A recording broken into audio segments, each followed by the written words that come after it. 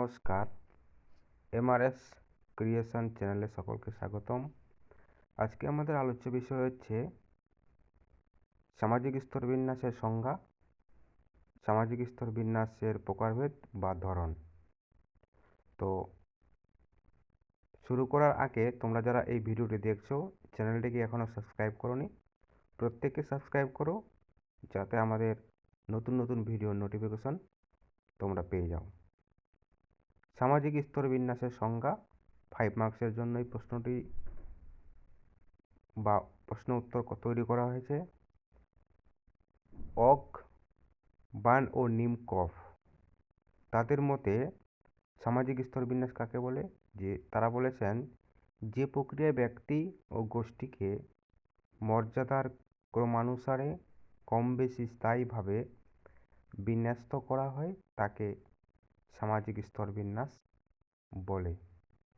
অন্যদিকে জিসবার্ড বলেছেন সামাজিক স্তর বিন্যাস হলো শ্রেষ্ঠতা ও বশ্যতা দ্বারা পরস্পর সম্পর্কযুক্ত স্থায়ী গোষ্ঠী বা শ্রেণীতে সমাজের বিভাজন।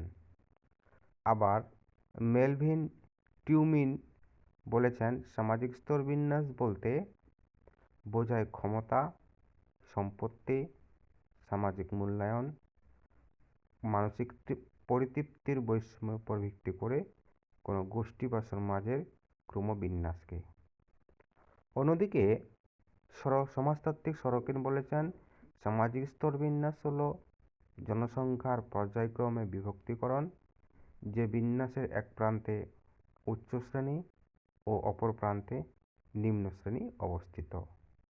এবার আমরা চলে আসবো সামাজিক স্তর বিন্যাসের প্রকারভেদ বা তার বিভিন্ন যে ধরনগুলো আছে সেই ধরনগুলো নিয়ে আলোচনা করব। সামাজিক স্তর বিন্যাসের রূপটি সমাজভেদে ভিন্ন ভিন্ন হলেও সমাজতত্ত্ববিদগণ সামাজিক স্তর বিন্যাসের রূপগুলিকে মূলত 4 ভাগে ভাগ করে থাকেন। এগুলি হলো: এ নাম্বার হচ্ছে দাসত্ব প্রথা, বি নাম্বার সামন্ত বা ভূমিসত্ত্ব প্রথা, সি নাম্বার শ্রেণী ব্যবস্থা, আর ডি নাম্বার হচ্ছে জাতিভেদ প্রথা। এবার আমরা এগুলো নিয়ে বিশ্লেষণ করব। দাসত্ব প্রথা। দাসত্ব সামাজিক অসাম্যের একটি নগ্ন বাজে প্রকাশ। এই ব্যবস্থায় এক শ্রেণীর মানুষ অন্য গোষ্ঠী বা ব্যক্তির কাছে গবাদি পশুর মতো সম্পদ ছিল এবং এটিই ছিল একমাত্র শ্রেণীবিন্যাসের রূপ, যেখানে দুই ধরনের মানুষের মধ্যে সীমানা অত্যন্ত শক্তিশালী ছিল। এই কাস্টম দাসদের সম্পত্তি ছিল গবাদি পশু বা অন্য কোনো পশুর মতো অবাধে কেনাবেচা করা হতো।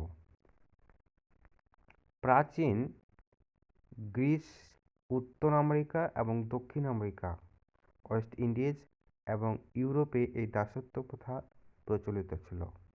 এক কথায় আজ গ্রামীণ সমাজে গরু ছাগলের সাথে যেভাবে ব্যবহার করা হয় মানুষের সাথে সেরকম আচরণ করা হতো।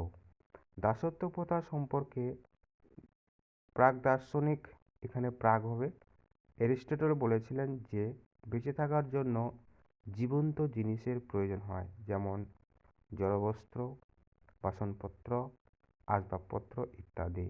এই জীবন্ত পদার্থই হলো দাস। বি নাম্বার সামন্ত বা ভূমিসত্ত্ব প্রথা।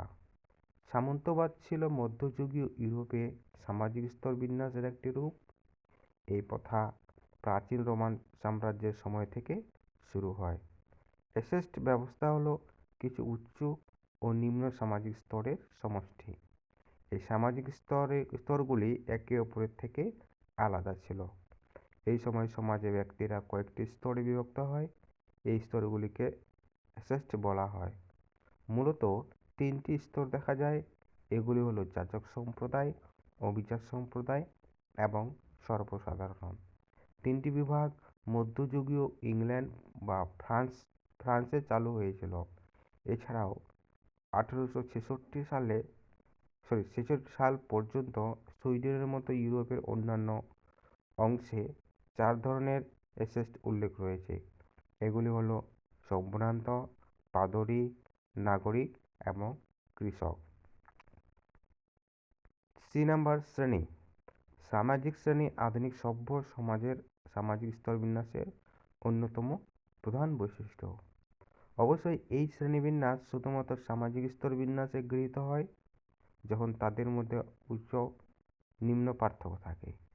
এটা বলা যেতে পারে যে শুধুমাত্র শ্রেণী বলতে প্রায় ডাক্তার, ইঞ্জিনিয়ার ইত্যাদি বোঝাতে পারে। সামাজিক শ্রেণী হলো অত্যন্ত সংগঠিত মানুষের একটি দল।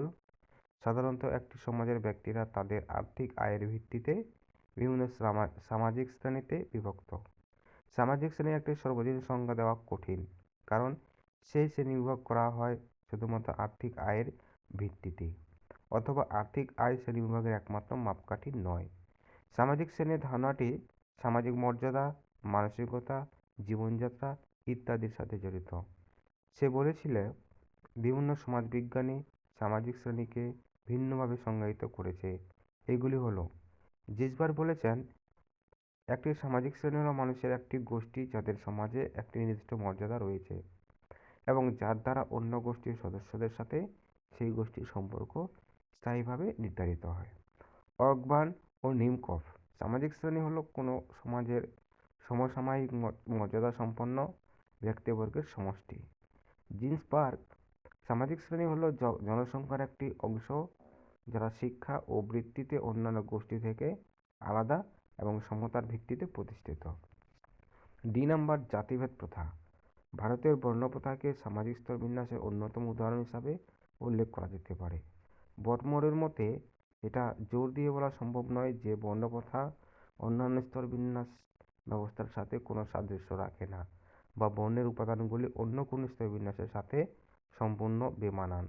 আর্থিক স্তরবিন্যাসের সঙ্গে বর্ণপ্রথার যোগসূত্র পরিলক্ষিত হয়। ধন্যবাদ, আজকে এই পর্যন্তই।